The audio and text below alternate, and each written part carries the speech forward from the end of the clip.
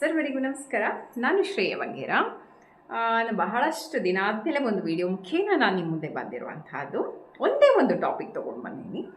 ಆ ಟಾಪಿಕನ್ನು ನಾನು ನಿಮ್ಮ ಮುಂದೆ ಶೇರ್ ಮಾಡಿಕೊಳ್ಳೇಬೇಕು ಅನ್ನುವಂತಹ ದೃಷ್ಟಿಯಿಂದ. ಬಹುಶಃ ನಿಮಗೆ ಆ ಒಂದು ಎಕ್ಸ್ಪೀರಿಯೆನ್ಸ್ ಆಗಿರುತ್ತೆ ಕೆಲವೊಬ್ಬರಿಗೆ. ಹೌದು, ನಾವು ನಮ್ಮ ಒಂದು ಮಕ್ಕಳ ಭವಿಷ್ಯವನ್ನು ರೂಪಿಸುವಲ್ಲಿ ಬಹಳಷ್ಟು ಕನಸುಗಳನ್ನು ನಾವು ಕಟ್ಕೊಂಡಿರ್ತೀವಿ, ಪೋಷಕರಾಗಿರುವಂಥವರು. ಇಂಥದೇ ಶಾಲೆಯಲ್ಲಿ ಒಳ್ಳೆಯ ಶಿಕ್ಷಣ ವ್ಯವಸ್ಥೆಯಲ್ಲಿ ಮಕ್ಕಳನ್ನು ಓದಿಸಬೇಕು, ಶಿಕ್ಷಣವನ್ನು ನೀಡಬೇಕು, ಔಪಚಾರಿಕವಾದಂತಹ ಶಿಕ್ಷಣವನ್ನು ನೀಡಬೇಕು ಅನ್ನುವಂತಹ ದೃಷ್ಟಿಯಿಂದ ತುಂಬ ಆಲೋಚನೆ ಮಾಡ್ಕೊಂಡು ನಾವೇನು ಮಾಡ್ತೀವಿ, ಒಂದು ಶಾಲೆಯನ್ನು ಆಯ್ಕೆ ಮಾಡ್ಕೊಳ್ತೀವಿ. ಅದು ಉತ್ತಮವಾದಂತಹ ಶಾಲೆ ಅಂತ ಅಂದ್ಕೊಂಡು ನಾವು ಆಯ್ಕೆ ಮಾಡಿಕೊಂಡು ಆ ಮಕ್ಕಳನ್ನು ನಾವು ಅಡ್ಮಿಷನ್ ಮಾಡ್ತೀವಿ. ತದನಂತರ ನಮ್ಮ ಒಂದು ನಂಬಿಕೆ ಏನಾಗುತ್ತೆ ಅಂತ ಹೇಳಿದರೆ, ಆ ಶೈಕ್ಷಣಿಕ ವ್ಯವಸ್ಥೆಯ ಅಥವಾ ಶಿಕ್ಷಣ ಸಂಸ್ಥೆಗಳು ಏನಿರುತ್ತೋ ಒಳ್ಳೆಯ ರೀತಿಯಾದಂತಹ ಶಿಕ್ಷಣವನ್ನು ನೀಡುವಲ್ಲಿ ವಿಫಲರಾಗ್ತಾ ಹೋಗುವಂಥದ್ದು ನಮ್ಮ ಗಮನಕ್ಕೆ ಬಂದಾಗ ನಮ್ಮ ನಂಬಿಕೆಗೆ ಒಂದಿಷ್ಟು ಪೆಟ್ಟುಗಳನ್ನು ನೀಡುವ ಹಾಗೆ ಆಗುತ್ತಲ್ವ. ಇಲ್ಲಿ ನಿಮ್ಮ ಪ್ರಕಾರ ಶಿಕ್ಷಕರು ಅಂದರೆ ಹೇಗಿರಬೇಕು ಅಂತ ಖಂಡಿತವಾಗ್ಲೂ ನನಗೆ ಗೊತ್ತಿಲ್ಲ. ನೀವು ಕಮೆಂಟ್ ಮುಖೇನ ಅದನ್ನು ಹಾಕಿದರೆ ನನಗೆ ಖಂಡಿತವಾಗ್ಲೂ ಅರ್ಥ ಆಗುತ್ತೆ ನಿಮ್ಮ ಒಂದು ಮನಸ್ಥಿತಿಗಳು ಹೇಗೆ ಇದೆ, ಆಲೋಚಿಸ್ತೀರಿ ಅಂತ. ಆದರೆ ಏನು ಅಂತ ಹೇಳಿದರೆ, ನಾನು ಮಕ್ಕಳನ್ನು ಓದಿಸುವಂತಹ ಸಂದರ್ಭದಲ್ಲಿ ಇವಾಗ ನಿಮಗೆ ಗೊತ್ತೇ ಇದೆ, ಟ್ರೈಮಿಸ್ಟರ್ ಅಥವಾ ಸೆಮಿಸ್ಟರ್ ಎಕ್ಸಾಮ್ ನಡೀತಾ ಇದೆ. ಸೊ ಯಾವಾಗಲೂ ಮಕ್ಕಳನ್ನು ಓದಿಸುವಾಗ ಖಂಡಿತವಾಗ್ಲೂ ನಾವು ಟೀಚರ್ಸ್ಗಳಿಗೆ ಅಥವಾ ಶಿಕ್ಷಕರಿಗೆ ಕೃತಜ್ಞತೆಯನ್ನು ಸಲ್ಲಿಸ್ತಾನೆ ಮಕ್ಕಳನ್ನು ಓದಿಸ್ಬೇಕಾಗತ್ತೆ. ಅಂತಹ ಪರಿಸ್ಥಿತಿ ಒಂದು ಕಾಲದಲ್ಲಿ ಇತ್ತು. ಆದರೆ ಈಗಿನ ಒಂದು ಯುಗದಲ್ಲಿ ಇದು ಒಂದು ರೀತಿಯಲ್ಲಿ ಆಧುನಿಕ ಯುಗ ಅಲ್ವಾ, ಮಾಡರ್ನ್ ಯುಗ ಅಂತಲೇ ಹೇಳ್ಬೋದು ಇದನ್ನು. ಆಧುನಿಕ ಯುಗದಲ್ಲಿ ಏನಾಗ್ತಾ ಇದೆ ಅಂತ ಹೇಳಿದರೆ, ಜಗತ್ತೇ ಬದಲಾವಣೆಯತ್ತ ಸಾಗ್ತಾ ಇರುವಾಗ ಶಿಕ್ಷಕರ ಮನೋಸ್ಥಿತಿಗಳು ಕೂಡ ಬದಲಾಗ್ತಾ ಇದೆ. ಆಧುನಿಕತೆ ಮುನ್ನಡೀತಾ ಹೋಗ್ತಾ ಇದೆ. ಸ್ಮಾರ್ಟ್ ಕ್ಲಾಸಸ್ ನಡೀತಾ ಇದೆ, ಸ್ಮಾರ್ಟ್ ಕ್ಲಾಸ್ ಇದೆ, ಎಲ್ಲವೂ ಕೂಡ ಇದೆ. ಆದರೆ ಶಿಕ್ಷಕರ ಒಂದು ಮನಸ್ಥಿತಿಗಳು ಏನಾಗ್ತಾ ಇದೆ ಅಂತ ಹೇಳಿದ್ರೆ ಬದಲಾವಣೆ ಆಗ್ತಾ ಇದೆ. ಲೇಜಿನೆಸ್ ಜಾಸ್ತಿ ಆಗ್ತಾ ಇದೆ, ಅಥವಾ ಸೋಮಾರಿತನ ಅನ್ನುವಂಥದ್ದು ಶಿಕ್ಷಕರನ್ನು ಅಟ್ಕಾಯಿಸ್ಕೊಂಡು ಬಿಟ್ಟಿದೆ ಅಂತ ನನಗೆ ಅನಿಸೋದು ಪರ್ಸ್ನಲ್ ಆಗಿ. ಯಾಕೆ ಅಂತ ಹೇಳಿದ್ರೆ, ಮಕ್ಕಳನ್ನು ನಾನು ಓದಿಸುವಂತಹ ಸಂದರ್ಭದಲ್ಲಿ ನನಗೆ ಪರ್ಸ್ನಲ್ ಆಗಿ ನನಗೆ ಅನಿಸಿರುವಂಥದ್ದು ಬಹಳಷ್ಟು ಮನಸ್ಸಿಗೆ ತುಂಬಾ ಕೇಡ.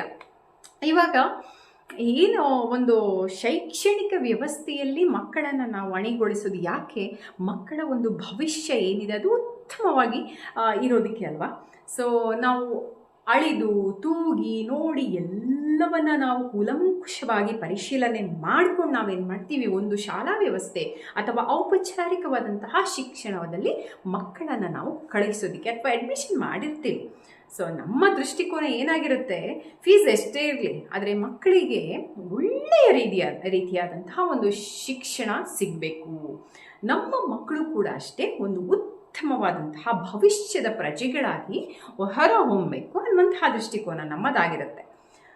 ಆದರೆ ನೋಡಿ, ಇದೊಂದು ಗಮನಿಸಲೇಬೇಕು, ಶಿಕ್ಷಕರಿಗೆ ನಾವು ನಮ್ಮದೇ ಆದಂತಹ ರೀತಿಯಲ್ಲಿ ನಾವು ಥಾಟ್ಸ್ ಕೊಡ್ತೀವಿ, ಅಥವಾ ನಮ್ಮದೇ ಆದಂಥ ರೀತಿಯಲ್ಲಿ ನಾವು ಅವರನ್ನು ಕಲ್ಪನೆ ಮಾಡ್ಕೊಳ್ತಾ ಹೋಗ್ತೀವಿ. ಕೆಲವೊಬ್ಬರು ಶಿಕ್ಷಕರನ್ನ ದೇವರು ಅಂತ ನಾವು ಕಲ್ಪಿಸ್ಕೊಳ್ತೀವಿ, ಕೆಲವೊಬ್ಬರು ಶಿಕ್ಷಕರನ್ನ ಮಾದರಿಯಾಗಿ ತಗೊಳ್ತಾರೆ.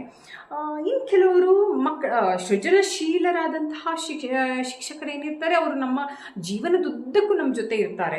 ಸೊ ಯಾಕೆಂತ ಹೇಳಿದರೆ, ಶಿಕ್ಷಕರದ್ದು ಕೆಲಸ ಕೇವಲ ಪಾಠ ಮಾಡೋದು ಮಾತ್ರ ಅಲ್ಲ ಆಗಿರುತ್ತೆ. ಶಿಕ್ಷಕರು ಔಪಚಾರಿಕವಾದ ಪಾಠದ ಜೊತೆಗೆ ಅನೌಪಚಾರಿಕವಾದಂತಹ ಒಂದು ಬೆಳವಣಿಗೆಯಲ್ಲಿ ಬಹಳಷ್ಟು ಕಾರ್ಯವನ್ನು ನಿರ್ವಹಿಸುವಂಥದ್ದು. ಒಂದು ಮಗು, ಒಬ್ಬ ಶಿಕ್ಷಕ, ಒಂದು ಪುಸ್ತಕ, ಒಂದು ಪೆನ್ನು, ಒಂದು ಶಾಲೆ ನಮ್ಮ ಜಗತ್ತನ್ನೇನಾಗುತ್ತೆ ಬದಲಾವಣೆಯತ್ತ ತಗೊಂಡು ಹೋಗುವಂತಹದ್ದಲ್ವಾ. ಉತ್ತಮವಾದಂತಹ ಒಂದು ಪ್ರಜೆಗಳ ನಿರ್ಮಾಣ ಒಂದು ಶಾಲಾ ಕೊಠಡಿಯಲ್ಲಿ ಅಥವಾ ಶಾಲೆಯಲ್ಲಿ ನಮಗೆ ಸಿಗುವಂತಹದ್ದು. ಸೊ ಹಾಗಾಗಿ ಶಿಕ್ಷಕರಾದಂತಹವರು ಸೋಮಾರಿತನವನ್ನು ಬಿಟ್ಟು ಮಕ್ಕಳಿಗೆ ಏನು ಮಾಡಬೇಕು, ವಿದ್ಯಾಭ್ಯಾಸವನ್ನು ನೀಡಬೇಕು. ಈಗಿನ ಒಂದು ಕಾಲಘಟ್ಟದಲ್ಲಿ ಗಮನಿಸಿದಾಗ ಆಲ್ಮೋಸ್ಟ್ ಎಲ್ಲ ಪೋಷಕರು ಕೂಡ ಅಷ್ಟೇ ಅಕ್ಷರಸ್ಥರೇ ಆಗಿರ್ತಾರೆ, ಎಜುಕೇಟೆಡ್ಸೇ.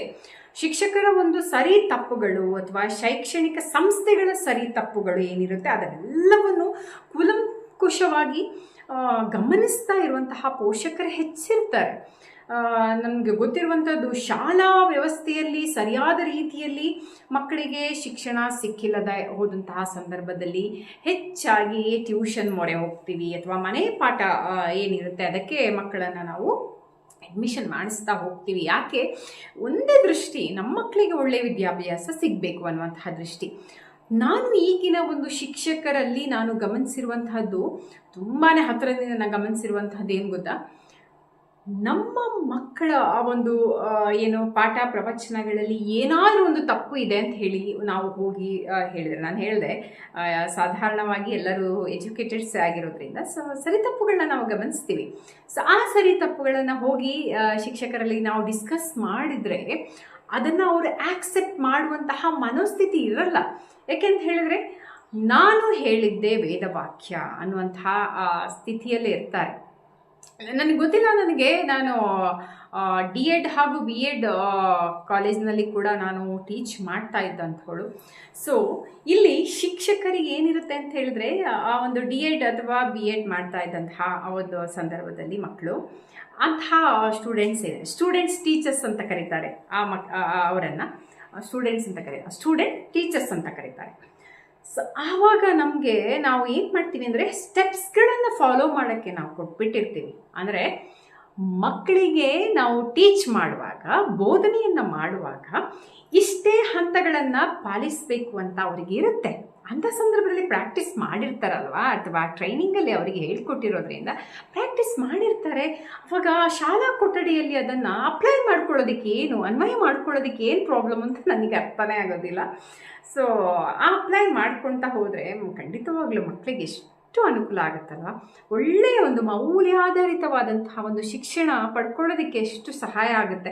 ಟ್ಯೂಷನ್ಗೆ ಕಳಿಸ್ಕೊಡ್ಬೇಕು ಅಂತ ಇಲ್ಲ, ಆವಾಗ ಒಳ್ಳೆಯ ರೀತಿಯಾಗಿ ಮಕ್ಕಳಿಗೆ ಬೋಧನೆಯನ್ನು ಮಾಡಿದಂತಹ ಪಕ್ಷದಲ್ಲಿ ಮಕ್ಕಳು ಖಂಡಿತವಾಗ್ಲೂ, ಅದು ಗೊತ್ತಿದೆ ನಮಗೆ, ಮಕ್ಕಳದ್ದು ವಿಭಿನ್ನವಾದಂತಹ IQ ಲೆವೆಲ್ ಇರುತ್ತೆ. ಹೌದು, ಕಲಿಯುವಂಥ ಮಕ್ಕಳು ಕಲಿತಾರೆ. ಹಿಂದೆ ಎಲ್ಲ ನೀವು ಗಮನಿಸಿರ್ಬೋದು, ಸ್ವಲ್ಪ ಪಾಠ ಪ್ರವಚನದಲ್ಲಿ ಹಿಂದುಳಿದಿರುವಂತಹ ಮಕ್ಕಳಿಗೆ ಹಿಂದಿನ ನಮ್ಮ ಟೈಮ್ ಅಥವಾ ಸ್ವಲ್ಪ ಹಿಂದಿನ ಒಂದು ಶಿಕ್ಷಕರು, ಒಳ್ಳೆಯ ಶಿಕ್ಷಕರೇನಿರ್ತಾರೆ, ನಾನು ಒಳ್ಳೆಯ ಶಿಕ್ಷಕರೇ, ಉತ್ತಮ ಶಿಕ್ಷಕರು ಅಂತಲೇ ನಾನು ಕರಿತೀನಿ ಅಂಥವರನ್ನು. ಅವ್ರು ಏನು ಮಾಡ್ತಾರೆ ಅಂತ ಹೇಳಿದ್ರೆ, ಪಾಠ ಪ್ರವಚನದಲ್ಲಿ ಹಿಂದುಳಿದಿರುವಂತಹ ಮಕ್ಕಳಿಗೆ ವಿಶೇಷವಾದಂತಹ ಆಸಕ್ತಿಯನ್ನು ವಹಿಸಿಕೊಂಡು ಮುಂದೆ ಸಾಗೋದಕ್ಕೆ ಸಹಾಯ ಮಾಡ್ತಾರೆ. ತುಂಬ ಅವರ ಕೈಲಾದಷ್ಟು ಮಟ್ಟಿಗೆ ಪ್ರಯತ್ನವನ್ನು ಪಡ್ತಾರೆ. ನಿಮ್ಗೆ ಗೊತ್ತಿದೆ, ಒಂದು ಕವಿವಾಣಿ ಇದೆ, ವರ್ಣ ಮಾತ್ರ ಕಲಿಸಿದ ತಮ್ಮ ಗುರು ಅಂತ. ಆ ಕವಿವಾಣಿ, ಅದು ಕವಿವಾಣಿ ಮಾತ್ರ. ಆದರೆ ಈಗಿನ ಒಂದು ಈಗಿನ ಒಂದು ಜನ್ರೇಷನ್ಗೆ ಅಪ್ಲೈ ಮಾಡ್ಕೊಳ್ತಾ ಹೋದರೆ, ಅಥವಾ ಶಿಕ್ಷಕರು ಅಂತ ಹೇಳಿದ್ರೆ ಕೇವಲ ವರ್ಣವನ್ನು ಕಲಿಸಿದ ಅಥವಾ ಅಕ್ಷರಗಳನ್ನು ಕಲಿಸುವಂತಹದ್ದು ಮಾತ್ರ ಅಲ್ಲ, ಸರ್ವತೋಮುಖವಾದಂತಹ ಬೆಳವಣಿಗೆಯಲ್ಲಿ ಅಥವಾ ಆಲ್ರೌಂಡ್ ಡೆವಲಪ್ಮೆಂಟ್ ಅಂತ ನಾವು ಮಕ್ಕಳದ್ದು ಏನು ಕರಿತೀವಿ, ಅದರ ಬೆಳವಣಿಗೆಯಲ್ಲಿ ಶಿಕ್ಷಕರ ಪಾತ್ರ ಬಹಳ ಹೀರಿದು ಅಂತಲೇ ಹೇಳ್ಬೋದು. ಹಾಗಾಗಿ ನಾವು ಶಿಕ್ಷಕರನ್ನ ಒಳ್ಳೆಯ ರೀತಿಯಾಗಿ ಅಥವಾ ಪ್ರೇರೇಪಿತರಾಗ್ತಾ ಹೋಗ್ತೀವಿ, ಅವರಿಗೆ ತುಂಬ ವಿಧೇಯತೆಯನ್ನು ತೋರಿಸ್ತೀವಿ. ಗುರುಗಳು ಅಂತ ಹೇಳುವಾಗ ಸುಮ್ಮನೆ ಅಲ್ಲ, ಗುರುಗಳನ್ನು ನಾವು ದೇವರ ಸ್ಥಾನದಲ್ಲಿ ಇಟ್ಟು ನೋಡ್ತೀವಿ ಗುರು ಅಂತ ಹೇಳುವಾಗ. ಸೊ ಈಗಿನ ಒಂದು ಗುರುಗಳಿಗೂ ನಮಗೆ ಆ ರೀತಿಯಾದಂತಹ ಗೌರವವನ್ನು ನೀಡಬೇಕು ಅಂತ ಖಂಡಿತವಾಗ್ಲೂ ಅನಿಸೋದೇ ಇಲ್ಲ. ಯಾಕೆ ಅಂತ ಹೇಳಿದ್ರೆ, ಆ ರೀತಿಯಾಗಿ ಇದ್ದಾರೆ.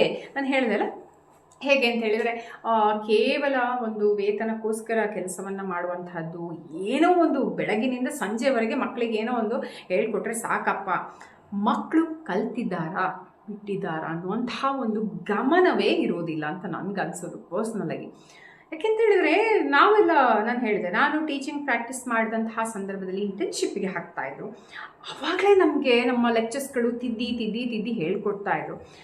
ಸೊ ಇಂದಿನ ತರಗತಿಯಲ್ಲಿ ನಾವು ಏನು ಮಾಡ್ತೀವಿ, ನಾಳೆ ತರಗತಿಗೆ ಹೋದಂತಹ ಪಕ್ಷದಲ್ಲಿ ಅದನ್ನು ನಾವು ರಿವೈಸ್ ಮಾಡ್ತಾ ಹೋಗ್ತೀವಿ. ಆದರೆ ಇವಾಗಿನ ಒಂದು ಟೀಚರ್ಸ್ಗಳಲ್ಲಿ ಆ ಒಂದು ಇದೇ ಇಲ್ಲ ಅಂತ ಅನಿಸುತ್ತೆ. ಯಾಕೆ ನಾನು ಮಕ್ಕಳಲ್ಲಿ ಹೆಚ್ಚು ಕೇಳ್ತಾ ಇರ್ತೀನಿ, ಹೇಗಿದೆ. ಯಾಕೆಂದರೆ ಟೀಚಿಂಗ್ ಪ್ರೊಫೆಷನಲ್ಲಿ ಇದ್ದವರು ಹೆಚ್ಚಾಗಿ ನಾವು ಅದರ ಬಗ್ಗೆ ನಾವು ಗಮನ ಹರಿಸ್ತಾ ಹೋಗ್ತೀವಿ.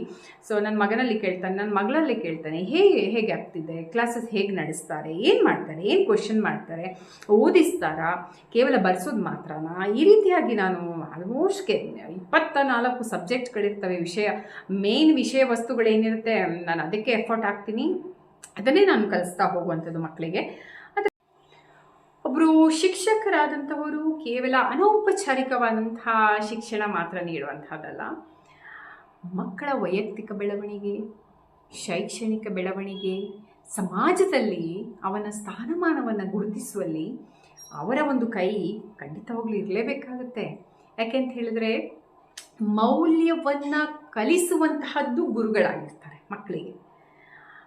ಆ ಗುರುಗಳ ಸ್ಥಾನ ಅಷ್ಟು ಉನ್ನತವಾಗಿರುತ್ತೆ. ಯಾಕೆಂತ ಹೇಳಿದ್ರೆ ಗುರುಗಳು ಅಂತ ಹೇಳುವಾಗ ಕೈ ಎತ್ತಿ ಮುಗಿಯುವ ಅಂತಹ ಒಂದು ವ್ಯಕ್ತಿತ್ವ ಅವರದ್ದಲ್ವ. ಹಾಗಾಗಿ ಆ ಒಂದು ಗುರು ಸ್ಥಾನವನ್ನು ಪಡ್ಕೊಂಡವರು ಇರ್ತಾರಲ್ಲ, ಅವರು ಅದೃಷ್ಟವಂತರು ಅಂತಲೇ ಹೇಳ್ಬೋದು. ಇಲ್ಲಿ ಡಾಕ್ಟರ್ಸ್ ಆಗಿರ್ಬೋದು, ಟೀಚರ್ಸ್ಗಳಾಗಿರ್ಬೋದು, ಇಂಜಿನಿಯರ್ಸು, ಯಾರೇ ಆಗಿರ್ಬೋದು, ಆದರೆ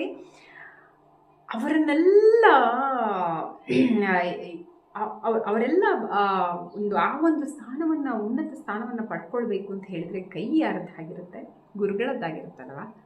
ಒಳ್ಳೆಯ ರೀತಿಯಾದಂತಹ ಬೋಧನೆಯನ್ನು ಮಾಡಿ ಮಕ್ಕಳನ್ನು ಭವಿಷ್ಯದಲ್ಲಿ ಒಳ್ಳೆಯ ಪ್ರಜೆಗಳನ್ನು ಸತ್ಪ್ರಜೆಯನ್ನಾಗಿ ಮಾಡಿರುವಂತಹ ಒಂದು ಹಿರಿಮೆ ಶಿಕ್ಷಕರದ್ದೇ ಆಗಿರುತ್ತಲ್ವ. ಎಷ್ಟು ಹೆಮ್ಮೆ ಪಡುವಂತಹವರಿದ್ದಾರೆ ಶಿಕ್ಷಕರು. ನನ್ನ ವಿದ್ಯಾರ್ಥಿ ಅಥವಾ ವಿದ್ಯಾರ್ಥಿನಿ ಅಥವಾ ಮಕ್ಕಳು ಎಷ್ಟು ಒಳ್ಳೆಯ ಸ್ಥಾನವನ್ನು ಪಡ್ಕೊಂಡಿದ್ದಾರೆ, ಉನ್ನತ ಹುದ್ದೆಯನ್ನು ಪಡ್ಕೊಂಡಿದ್ದಾರೆ ಅನ್ನುವಂತಹದ್ದು ಒಂದು ಒಳ್ಳೆಯ ಹೆಮ್ಮೆಯ ವಿಚಾರ ಅಲ್ವಾ. ಹಾಗಂದ ಪಕ್ಷದಲ್ಲಿ ಆ ಒಂದು ಗುರುವಿನ ಸ್ಥಾನವನ್ನು ಪಡ್ಕೊಂಡಂಥವರು ಒಳ್ಳೆಯ ವಿದ್ಯಾಭ್ಯಾಸವನ್ನು ನೀಡೋದಕ್ಕೆ ಏನು ಕಷ್ಟ? ಮಕ್ಕಳಿಗೆ ಕ್ವಾಲಿಟಿ ಎಜುಕೇಷನ್ ಕೊಡಿ. ನಮಗೆ ಮಕ್ಕಳ ಒಂದು ಏನು ಹೇಳೋದು, ಸ್ಟ್ಯಾಂಡರ್ಡ್ ಯೂನಿಫಾರ್ಮ್ ಅದನ್ನು ನಾವು ಗಮನಿಸೋದಿಲ್ಲ. ನಮಗೆ ಬೇಕಾಗಿರುವಂಥದ್ದು ಸ್ಟ್ಯಾಂಡರ್ಡ್ ಆಗಿರುವಂತಹ ಶಿಕ್ಷಣ. ಇಷ್ಟೇ. ನನ್ನ ಮಗು ಒಂದು ಉತ್ತಮ ಪ್ರಜೆಯಾಗಿ ಬರಬೇಕು, ಸನ್ನಡತೆಯನ್ನು ಹೊಂದಬೇಕು, ಒಳ್ಳೆಯ ಗುಣನಡತೆಯನ್ನು ಹೊಂದಿರುವಂತಹ ಒಂದು ಮಗುವಾಗಬೇಕು. ಇಷ್ಟೇ ನಮ್ಮ ಒಂದು ಉದ್ದೇಶ ಆಗಿರುತ್ತೆ.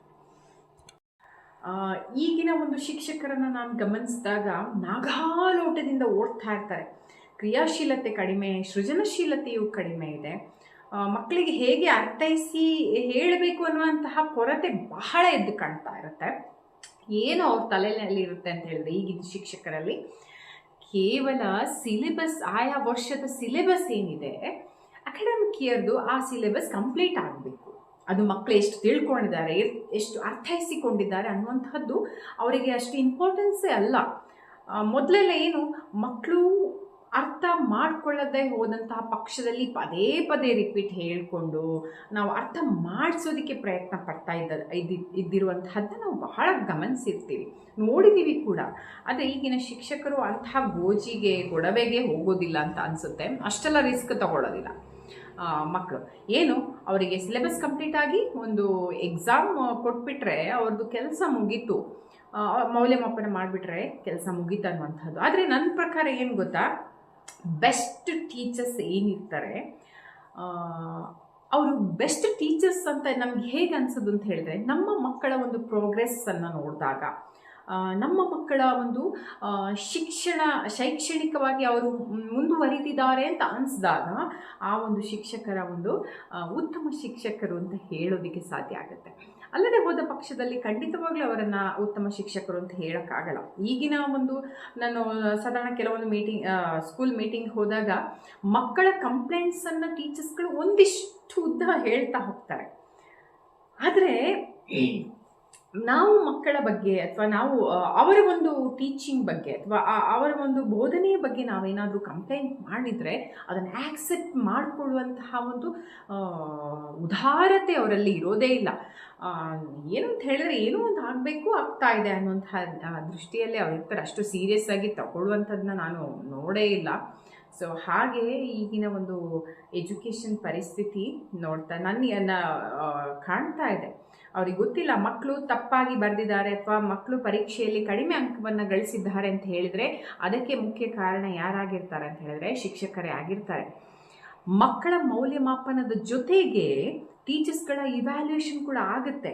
ಯಾಕೆಂತ ಹೇಳಿದರೆ ಮಕ್ಕಳು ಉತ್ತಮ ಅಂಕವನ್ನು ಪಡ್ಕೊಂಡ್ರೆ ಟೀಚರ್ಸ್ಗಳು ಒಳ್ಳೆಯ ರೀತಿಯಲ್ಲಿ ಬೋಧನೆ ಮಾಡಿದ್ದಾರೆ